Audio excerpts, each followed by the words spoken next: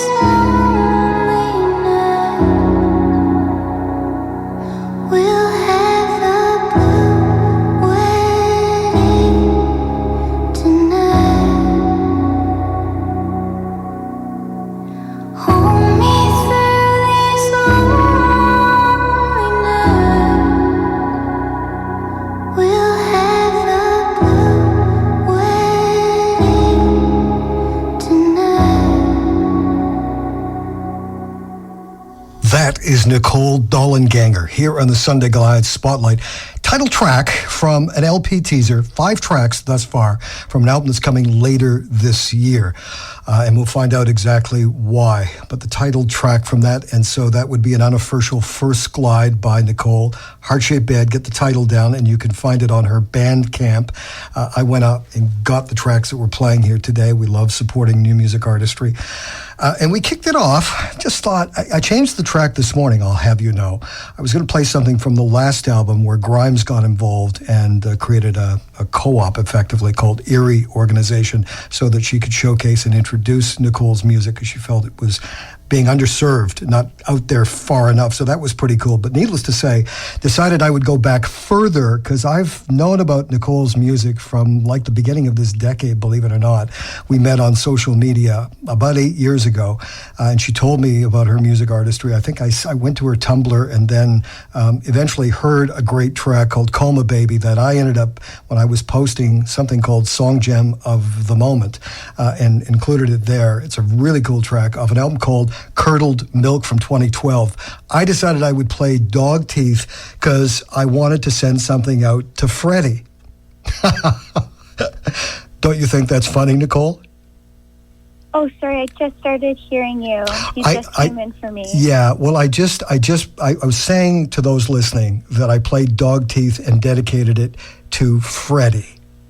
Oh, well, that's very sweet. He's actually here with me. So I was going to ask you if you could get him to bark or at least pant heavily through the phone so we would know Freddie is there. Now, he is your baby and he's your fawn-colored pug, correct? Yeah. Yeah. And is he in your bedroom most of the time when you're creating music on GarageBand, freestyling? Yeah, he's with me right now. I call him the producer when he's sitting in all my sessions, and he's mainly very good, except he sits by the window. He has a perch there, and if there's a lot of activity outside, he gets pretty boisterous, and that sometimes interferes. He's in a lot of my demos, like barking. Okay, well, when we think of pugs, or at least when I do, or bulldogs or some dogs of that breed, I think of them with a cigar in their mouth. Yeah.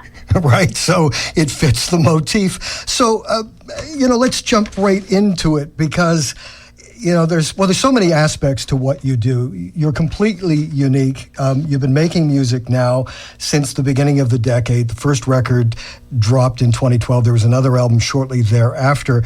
But I've since discovered, because I wondered about the name, and to be perfectly honest, for those who wouldn't know, if they at least found out that you were a doll collector, and you've got some really amazing dolls, and you can see them in almost every second photo of you, especially in your bedroom, in fact, the name comes from the Dollanganger series by a writer from the 70s, effectively, by the name of V.C. Andrews. And I'm figuring, well, she died in 1986. How did you become aware of her? My mom actually introduced me to her when I was really young. She just said, I read this book and I think you'd love it. It was Flowers in the Attic. And at that point, I'd never had any sort of interest in books. So it was just a complete coincidence that I picked it up and I fell in love, and it sort of then changed everything for me. I fell in love with like writing and art and like books. It introduced me to a whole world. So a lot of my stuff does always kind of go back to that root. Right. So effectively, had you not discovered V.C. Andrews, you may not be Nicole Dollanganger. Yeah, definitely not. I think maybe I would have ended up on this path another way, but it would have been under a different name. I had picked Dollanganger to go behind just for the sake of having a bit of, or feeling some privacy with releasing music, not feeling like my name with people in my town knowing me, that kind of a thing. I would have found another, I guess, name to use. But, I think she's deeply influenced all of my art across the board and always will. Right. We'll jump back to that because we're going to play Uncle, and there's an earlier version of the track that's sort of based on I Slept with My Uncle on My Wedding Night, which again is a topic unto itself. But again, for those who don't know about V.C. Andrews, this first in a series of books, because she only wrote really from 1972 to 1986, and then there was a ghostwriter that continued writing for years when people didn't even know that she had passed away. But really, the beginnings of it became a movie that starred Ellen Burstyn that some people might be aware of, etc. I haven't seen the movies. Have you seen the movies? Yeah. Are they decent? Are they decent portrayals of the books? In the original one is a lot more PG, so it's a lot less true, I think, to the story, but it's still an amazing movie, kind of on its own.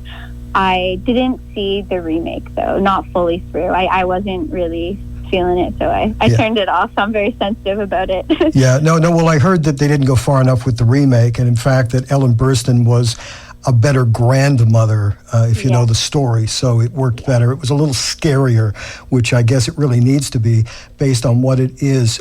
But again, that's another path of discussion. So, not really totally understanding where your musical journey began, Nicole, and how you found your voice. But firstly, I would have thought you were more of a keyboardist versus a guitarist. Yeah, I would say that's the case now. I mean, from very early on, I was always kind of experimenting with both, but the guitar, I think, was just what I always gravitated to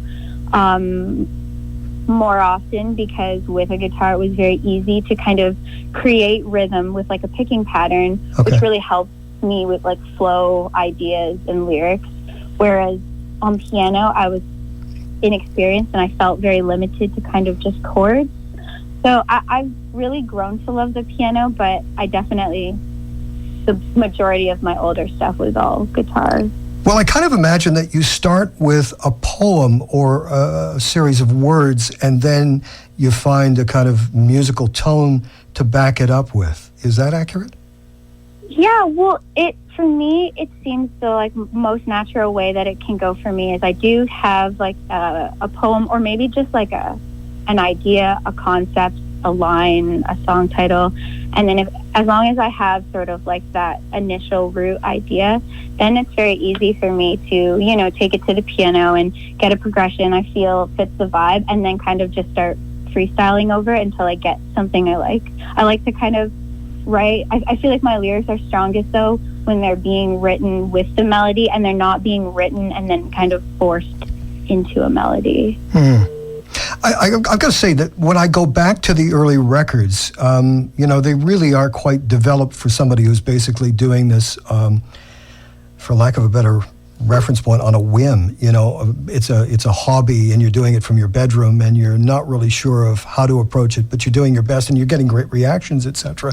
But at what point did you start to think, I'm going to need a producer? I can't keep producing myself.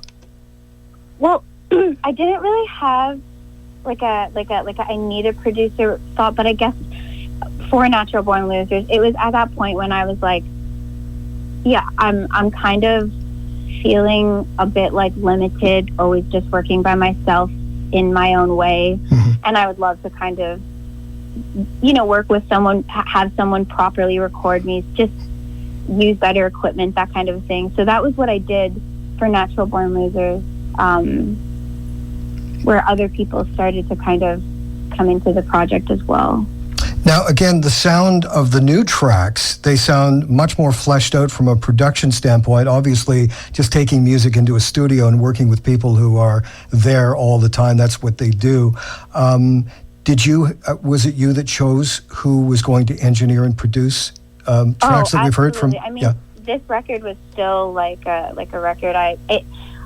It was ultimately, I did go out, a friend of mine who owns a recording studio in the basement of a defunct elementary school, and I went out there with a few of my friends who are also musicians to do some sessions. But in the end, the majority of the record was done just myself and my boyfriend in his basement. He's a musician as well, and he is an engineer, and I wrote and produced the tracks. He did production on the tracks. On one of the tracks that haven't been released yet, we did a co-write together. But it was just really almost entirely he and I in the end. Right. Jumping back again to meeting up with Grimes. Now, I've read the story that it's her boyfriend that basically discovered your music, introduced it to her. They flew you down to Los Angeles and talked about creating this eerie organization that would better showcase your music. You must have been overwhelmed by that. Very much so. I mean, how you couldn't say no? No, I was nervous. It felt like a very scary thing, just because I'm a shy person. But yeah, I absolutely couldn't say no. And yeah. I mean, again, she seems like a nice person. You don't, I mean, in retrospect, you made the right move? Oh, she's amazing, and I consider her one of my closest friends. Oh, isn't that great? And now, tell me about then the separate deal that you did with the Boston company that put out the previous albums, reissued them on vinyl. Oh, Run for Cover. Yeah. Why wouldn't you put everything out on Erie Organization? Well, Erie organized it. When that was all kind of when Claire and myself and James, when we were all talking about it, there was some discussion over whether to for Erie Organization to do a re-release, or because James was saying, like, I think this record could deserve like a proper release, or to release this material that I hadn't yet, which was Natural Born Losers. And ultimately with Erie, we went with Natural Born Losers. Mm-hmm. But I know that was meant to kind of, be a really amazing starting point for me. And when Run for Cover approached me about doing reissues of the record, I was just honored and excited because I never thought that they would ever be on vinyl. I never thought anything like that would ever happen. So to have those two old records, get reissued on an amazing label was just incredible. Right. And again, it's funny, since, again, doing some research before we were talking today, I didn't completely connect the dots on who Don Wiener is. And of course, I've since discovered Welcome to the Dollhouse, and yeah. I had missed the movie, but I've now seen the trailer, etc. And now I know the actress. And the first time I'd ever seen her actually was in The Devil's Advocate. And the guy that wrote the screenplay, as you probably know, or at least did the original novel, was the guy that continued on for Yeah, that's right. And so I thought, did you discover Don Wiener after discovering Flowers in the Attic? When I was in film school, a friend of mine showed me Welcome to the Dollhouse, and he said, don't read anything about it, just like, you'll love it, like, you got to trust me. And I watched it and I was floored. I couldn't believe that I had never seen it. I was kind of late to that one. Well, so am I, and now I think I went on Amazon and I've ordered it because I've got to see it. I love that actress, and again, but again, from every review, Roger Ebert put it in his top 5 for 1996.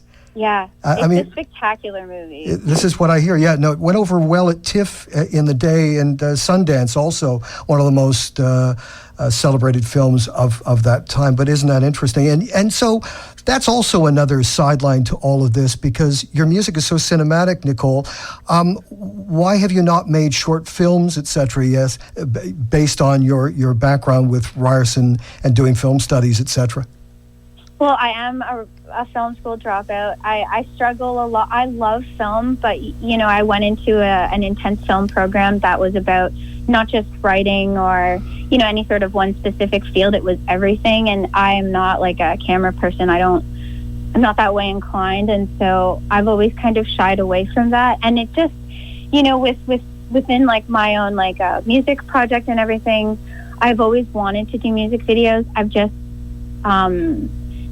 the opportunities for them just hadn't really like come at the right place and time. But I'm really excited to say that for this new record, there are going to be music videos. And I'm really excited to finally kind of get to really dive into a visual world that can accompany the music, because that's always been missing for me too with my stuff. It's always felt like not complete because it has lacked a real visual presentation. Right, but you've taken care of the visuals in other ways, certainly with the way you dress and the dolls and all aspects. I mean, now I can't wait to get to a show and get myself a T-shirt. But needless to say, so you draw as well. Do you have a collection of drawings? Yeah, I draw from time. I'm not a fantastic drawer, but I love to draw. So I'm always doodling, sometimes painting. Yeah. Well, I see a lot of like sort of bobblehead kind of babies with interesting eyes and interesting faces. They could be alive or dead. We got to get to another track here from Heart Shaped Bed. And before we play, I'm going to play Lemonade. Tell me why you would put out 5 tracks now and wait to put out the remainder of the album after summer. For me, I was so used to a routine because it started as this hobby where I was just like writing and releasing constantly, and I think that gave me a very natural art flow. It made the work, I think, strong or at least honest, because it was just like always freely coming out of me. And then, when I went into the world of touring and I started to focus on like live performance and that whole aspect of music, the writing, I think, like part suffered a bit. I had a lot of writer's block. Just like I struggled a lot. And it took a really long time to get to this point. And so I just felt very anxious. I felt like it had been so long. It's been like 3 years, I think, since like Natural Born Losers. So I was just so ready to share something and not just have it be a single after all that time. Yeah, no, we're delighted. I'm thrilled to have you on the program. My special guest, Nicole Dollanganger, and we're going to play another track from Heart Shaped Bed, the full album. The rest of the album will come later in the summer. We're going to play Lemonade. What should we know about this track, Nicole? It was it's a very old song. I actually wrote it just when I finished Natural Born Loser, so I guess in 2015 or something like that. So it's been around forever, but it's a completely reimagined version of the old one. This is Nicole Dollanganger. It's Sunday Glide, County FM. I've been home all day. My husband's gone. They all say he's got a girl on the side. Will I stay home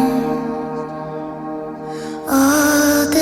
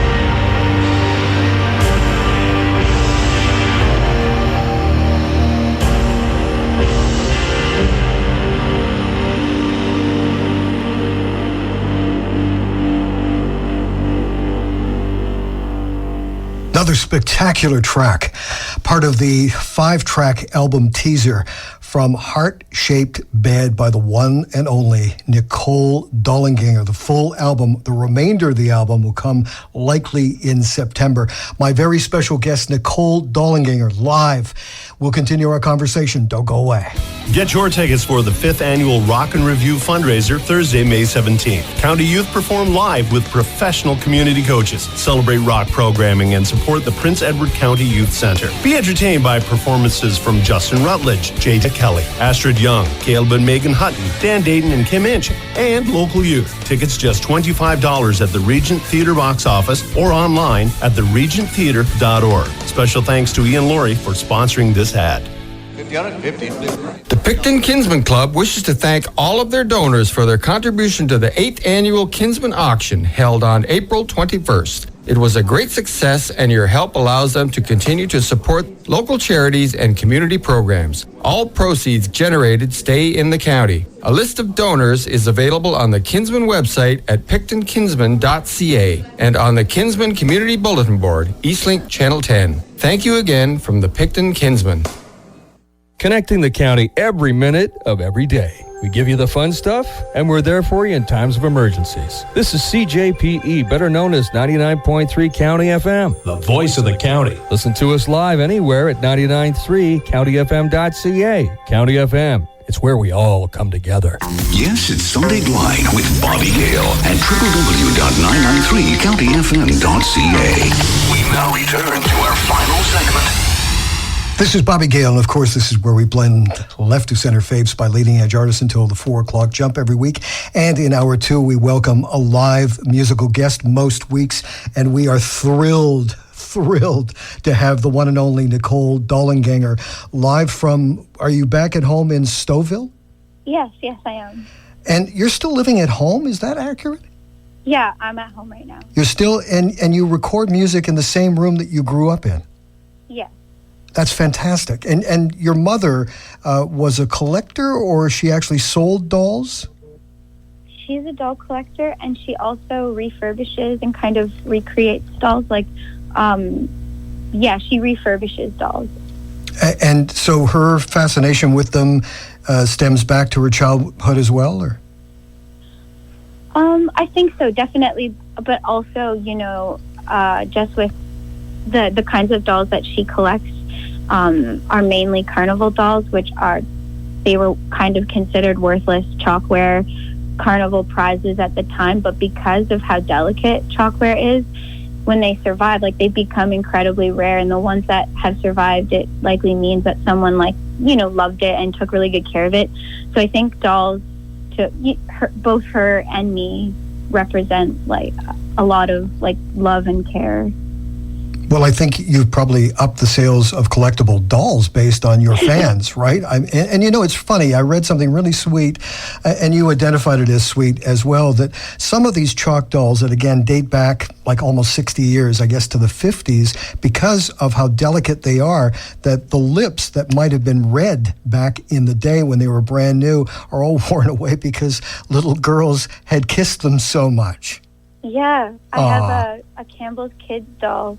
She's the sweetest thing, but the paint on her lips is completely gone. And you can tell from the way that she is that she was just adored because she doesn't have a mark on her otherwise. But again, Nicole, obviously you've got a fascination with some very bizarre stuff. I mean, people can read what they will into it in terms of what your own predilections might be, but things like BDS, certainly incest, guns are, but you've noted that you don't fire guns. Have you ever fired a gun?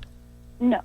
But your dad collected them, and he was going to get rid of them, and you decided you wanted them in your bedroom.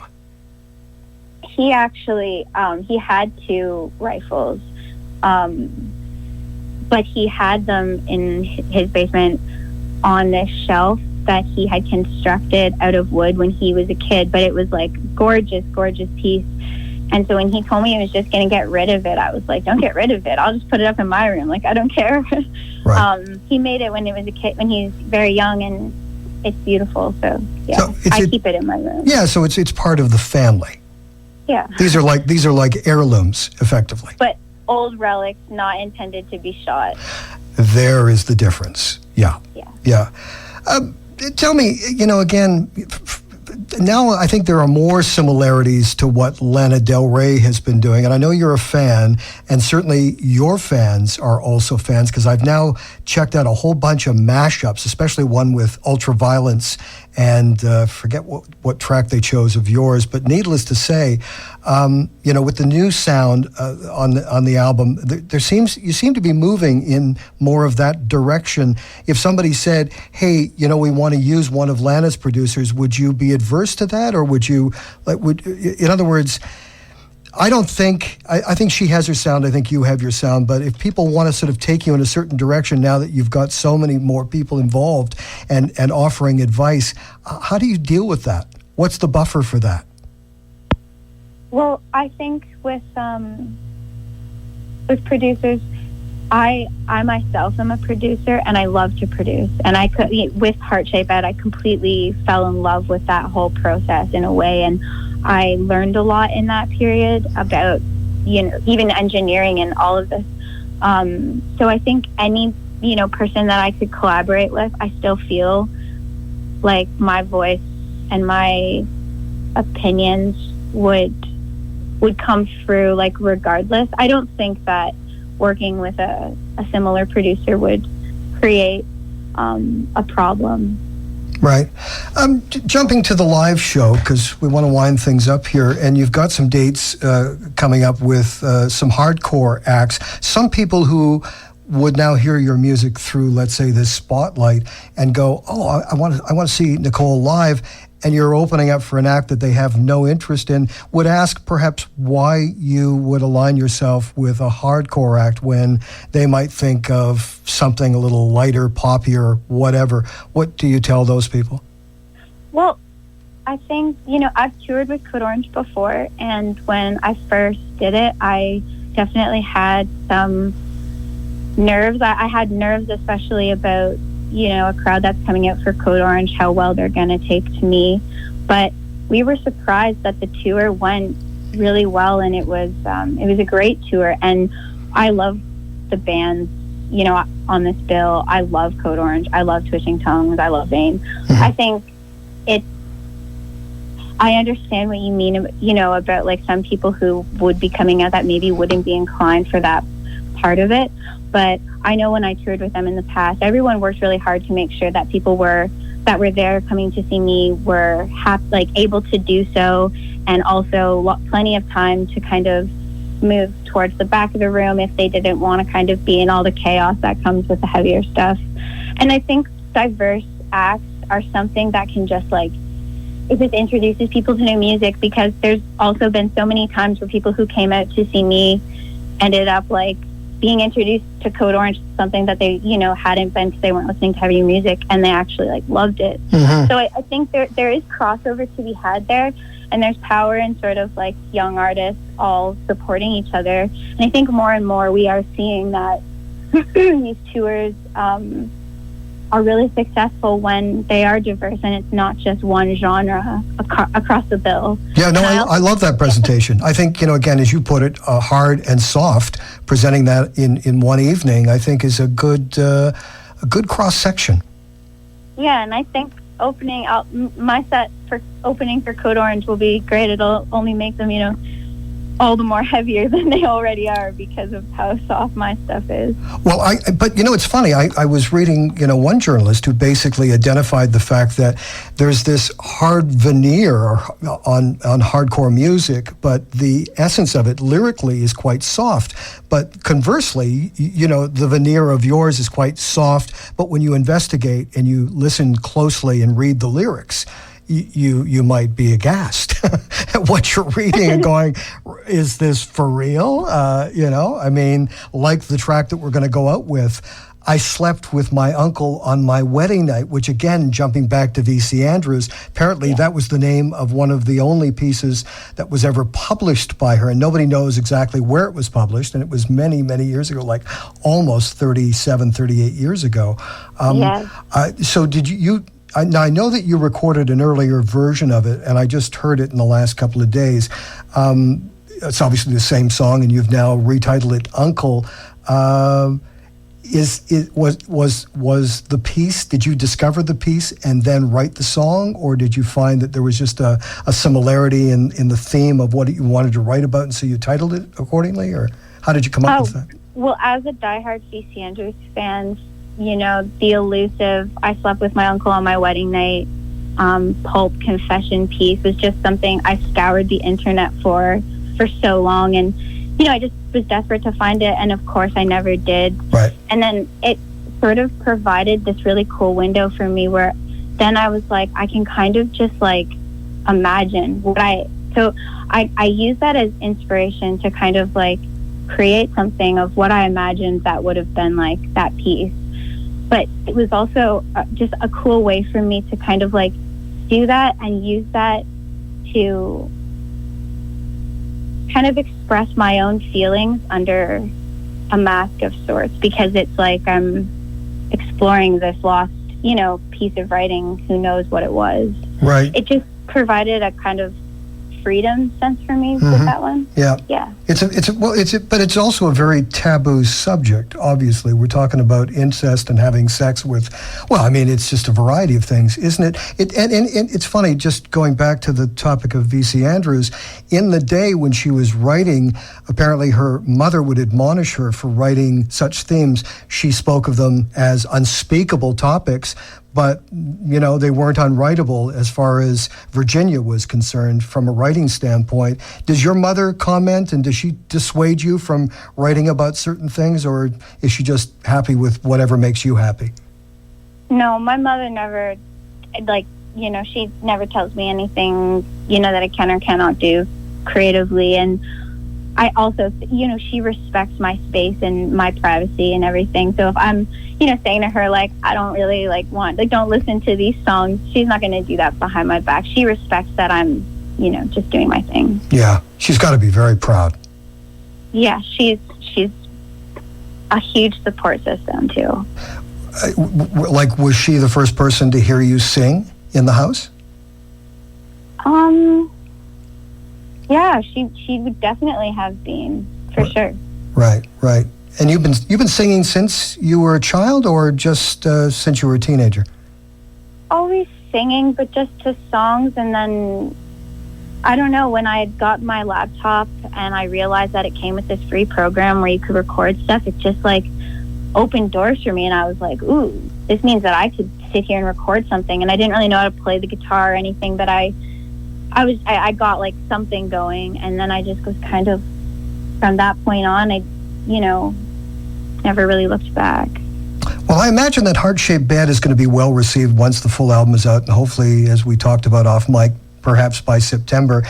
You'll obviously do more dates, as guest support to various acts on whatever bills. And I would hope by 2019 that you'll be on your own stage with as the headliner. Yeah, and I intend to headline this year as well. Oh, you do? Oh, good. Yeah, absolutely. That's going to happen. So do you actually have it timetabled to take place this fall? Yeah, I can't give specifics, but I'm definitely intending to perform headline acts this year. Right. Well, you've got a great agent. Greg's wonderful, and he, in fact, in part was responsible for connecting me to Cody, and now here we are. We've got you live on SundayGlide. It's been a real pleasure chatting, Nicole, and at some point you've got to come into our studios and perform live here. Oh, I would love to. Yeah. No, great. And we're going to go out with a track, again, that I've just referred to called Uncle. Do we need to say anything further about it? No. All right. Nicole, take good care. We'll be looking forward to the remainder of Heart-Shaped Bed. This is Nicole Dollanganger, Uncle, SundayGlide.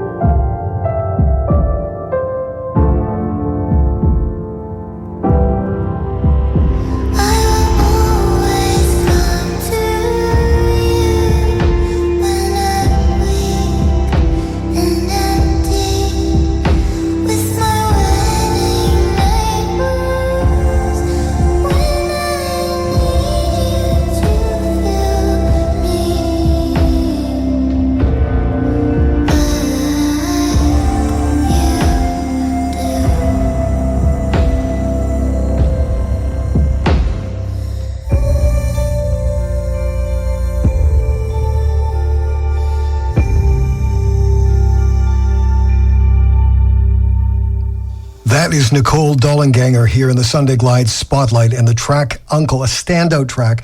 That was how we introduced you to the 5-track LP teaser from Heart-Shaped Bed. The full album will be out by September, and there will be some showcase dates on the heels of that. Just thrilled to have Nicole Dollanganger live on the radio. Finally, we get to hear her speaking voice. You can't believe how many people were excited to know that she was going to be on Sunday Glide today, and we're thrilled for those who are thrilled like myself. I'm Bobby Gale.